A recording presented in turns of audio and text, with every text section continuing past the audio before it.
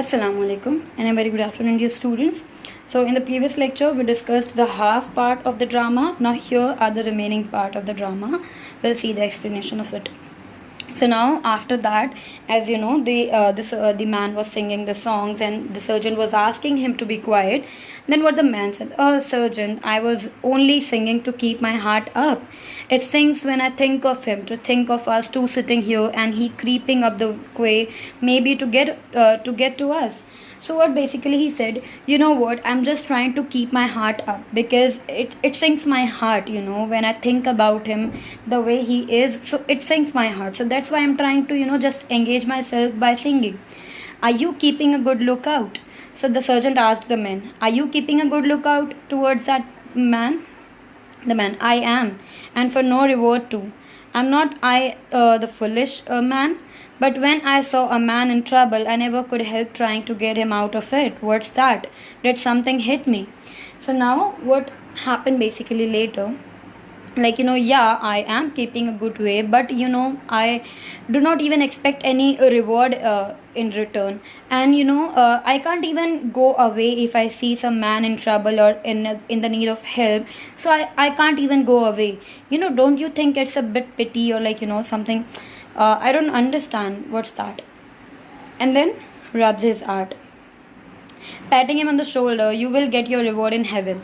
So what the surgeon said, he was patting on him on the shoulder, and what he said, yeah, you will get your reward in heaven. I know that, surgeon, but life is precious. So what the man said, yeah, I know that, but don't you think the life is precious? Well, you can sing if it gives you more courage. Sings. Her head was bare, her hands and feet with iron bands were bound. Her pensive strain and plaintive wail mingles with the evening gale, and the song she sang with mournful air, I am Grenelle, her lips so sweet that monarchs kissed. Now what happened?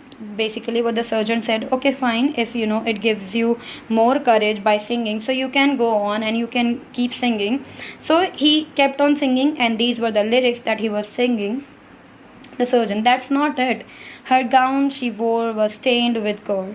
That's it, you missed that. So basically, the surgeon corrected him. He missed one of the line of the lyrics. So what he said, yeah, you missed this line. Her gown she wore was stained with gore. So you missed this line. You are right, surgeon. So it is, I missed it. Repeats line, but to think of a man like you knowing a song like that. Now the man was yeah, you're right, I missed that, but it's a bit strange that man like you knows the lyrics of a song. There is many a thing a man might know and might not have any wish for. So what the surgeon said, there are many things that the man want, but there might be no wish of doing that. The man, now I dare say, surgeon, in your youth you used to be sitting up on a wall the way you are sitting up on this barrel now, and the other lads beside you, and you singing Grenelle. Then what he asked, so I think when you used to be the young one or the youth, so you also must be sitting on the wall like the way we are sitting on the barrel right now, and there must be some other boys around you, and you must be singing the songs of Grenelle. Okay, and now I did then. So what the surgeon said, yeah, I did that. And the Shan being boshed. So he is taking the names of different songs and the singers basically. So he asked about that another name, and then surgeon said, yeah, I did then. And the green on the cape, and he was asking about the different titles and the singer continuously, and he was agreeing with that. That was one of them. So what he said, yeah, that was also one of them. And maybe the man you are watching for tonight used to be sitting on the wall when he was young and singing those same songs. It's a queer world. So the man, what he said, even it might possible, the person for whom you are waiting or searching for, he also might be sitting with you that time in his youth, and you all must be singing together. So it's a strange world. Wish, I think I see something coming. It's only a dog. So the surgeon tried to quiet him for a while, and what he said, I see something is coming from there. So what he said, okay, it's a only dog. And then men, and isn't it the queer world? Maybe it's one of the boys you used to be singing with that time. You will be arresting today or tomorrow and sending into the dock. So what he said, don't you think it's a queer world that the person with whom you must be singing the songs, some in the older days, you might be arresting him today or tomorrow or sending him to the dock. That's true indeed. And maybe one night after you had been singing, if the other boys had told you some plan they had, some plan to free the country, you might have joined with them, and maybe it is you might be in trouble now. So, what he said, that man, that night with whom you were singing the song, maybe those boys had some plan, to free our country. So, might be you would have joined them. Okay, and what if you would have joined them and you would have been in the trouble right now? So it might happen. If you would have joined them, you might have been in the trouble right now. Well, who knows, but I might. I had a great spirit in those days. So what the surgeon said, yeah, it might possible because I had a great spirit that those days. I might be the part of those boys.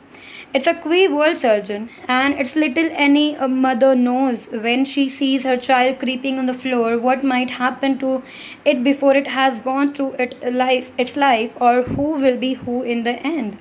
So as you know, what he says, no one's mother knows that what their child is going to do in future, or like when he is all grown up, what will be the future, what will be the life later. No one knows, no mother knows about that. Surgeon, that's a queer thought now, and a true thought. Wait now till I think it out. If it wasn't for the sense I have, and for my wife and family, and for me joining the force the time I did, it might be myself now would be after breaking jail and hiding in the dark. And it might be him that's hiding in the dark and that got out of jail would be sitting up here where I am on this barrel, and it might be myself would be creeping up trying to make my escape from himself, and it might be himself would be keeping the law and myself would be breaking it, and myself would be trying maybe to put a bullet in his head, or to take up a lump of a stone the way you said he did. No, that myself did. Oh, gasp. After a pause, what's that? Grabs man's arm. Now later what he said, yeah, okay, let me imagine, let me think it out in my what it would be. Okay, fine. So if I would have joined those boys, so it might possible where I am sitting right now, that man for whom I am waiting here, he might have sitting here, and I might be the person who escaped from the jail. Instead of him, I would be there. So what if I would have broken the jail, and I would have been trying to escape from here and creeping to or maybe if I would be there at that person's place, I would have tried to shoot the person or the surgeon, whoever would be here at my place. I would try to shoot him on his head, or maybe with the stone I would have hit him the way you said he did earlier. So it might have happened. And then all of a sudden he paused and he asked, what's that?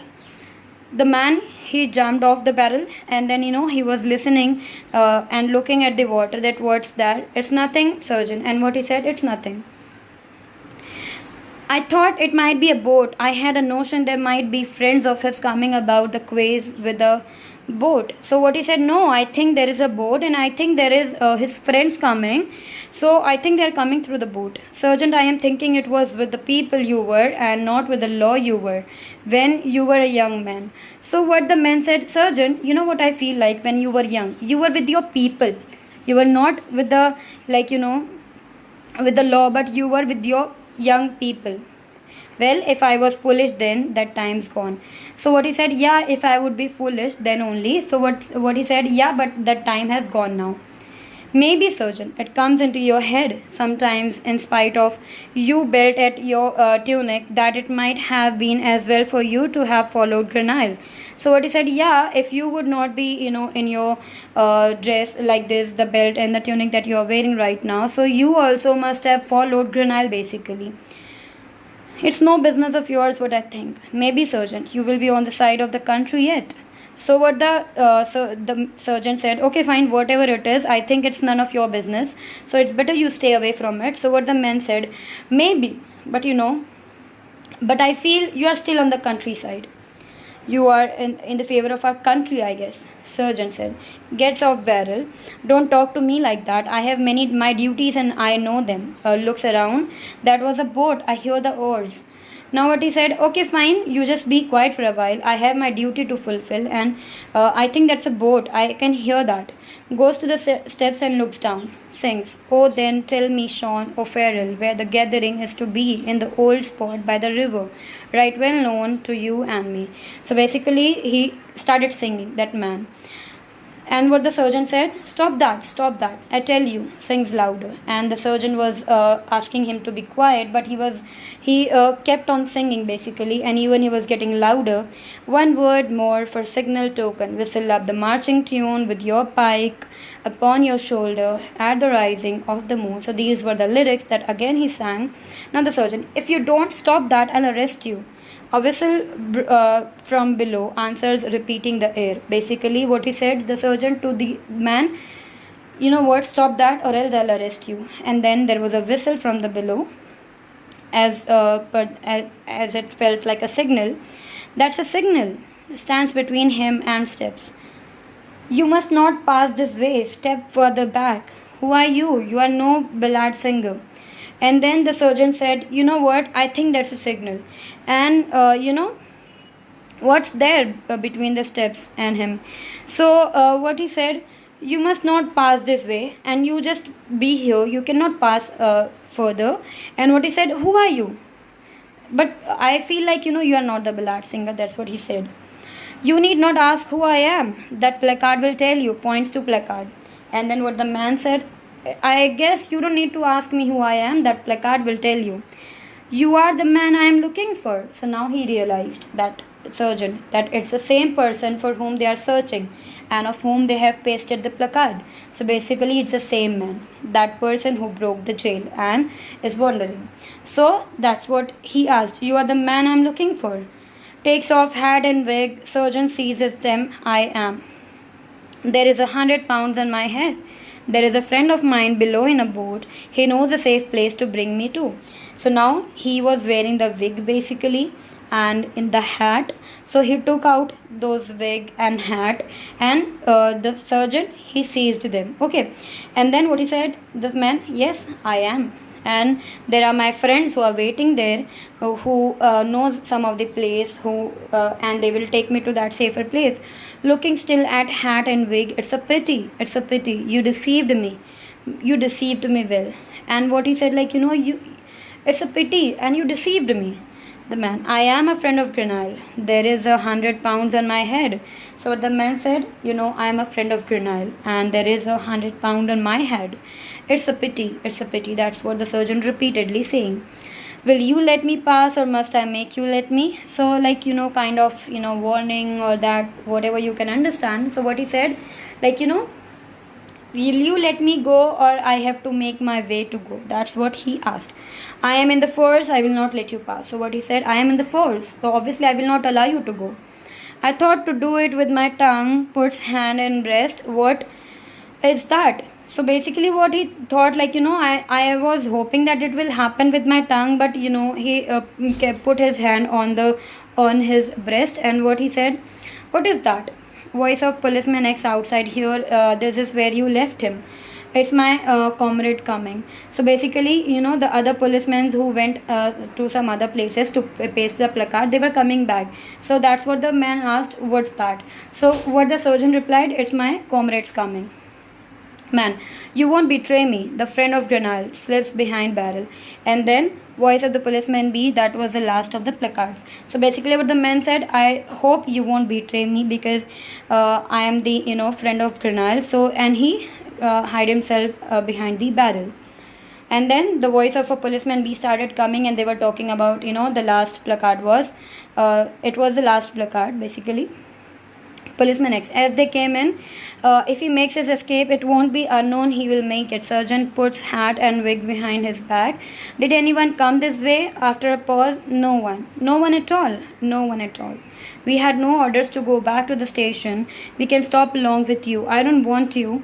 There is nothing for you to do here. So basically, they came, and as they came, he hide the the wig and the hat behind him, and then they were asking, no one came here. So what he said, no one at all. And he asked twice, the other policemen, and what the surgeon said, no, not at all. So they were like, they were talking that there are no orders to go back to the station, so we will here only with you. So the surgeon said, no, I don't want you to be here, because there is nothing to do with. So you bade us to come back here and keep watch with you. I would sooner be alone. Would any man come this way, and you making all the talk? It is better the place to be quiet. So basically, what the policeman B said, you asked us to come back after pasting all the placards. So here we are. So what the surgeon said, yeah, I was alone, but the thing is, it's better I'll be alone here, because if you all will be here, so you all will be talking, it will make noise, and if anyone hears this noise, obviously no one will come here, and for whom we are searching, he will also not come here if he will hear the voices. Well, we will leave you the lantern anyhow. Hands it to him. I don't want it, bring it with you. You might want it. There are clouds coming up on and you have the darkness of the night before you yet. I leave it over here on the barrel. Goes to the barrel. And then, so basically what they said, okay fine, we will leave the lantern over here so that it will help you, because the clouds are covering the basically the whole moon, so it's better you take this with you. So what he said, no, you bring it with you, I don't need it basically. And then what he said, well, I thought it might be comfort to you. I often think when I have it in my hand and can be floating it about into every dark corner, doing so, that it's the same as being beside the fire at home, and the bits of bogwood blazing up now and again flashes it about, now on the barrel, now on the surgeon. Now basically the policeman B said, okay fine, we hoped that it will comfort you, but okay fine, as you are like you don't want it to be here. And then the surgeon said, be off, the two of you yourselves, and your lantern. They go out, man comes from behind barrel, he and surgeon stand looking at one another. So basically, as he asked him, both of you, it's better you go off and take that lantern with you. So and then they moved off, and the man who was hiding behind the barrel, he came at front. What are you waiting for? Now the sergeant asked, what are you waiting for? For my hat, of course, and my wig. You would not wish me to get my death of cold. So what he said, I am basically waiting here for my hat and for my wig, because I don't think you will want me to die because of the cold when I'll be in the in the ship. So going towards steps, well, good night, comrade, and thank you. You did me a good turn tonight, and I'm obliged to you. Maybe I'll be able to do as much as for you when small rise up and the big fall down. When we all change places at the rising, waves his hand and disappears of the moon. So basically, the man said, okay fine, good night, comrade, and thank you. You did me a good turn basically tonight, and I'm obliged to you basically. And what he said, I might be able to help you later when the small rise up and the big fall down basically. The surgeon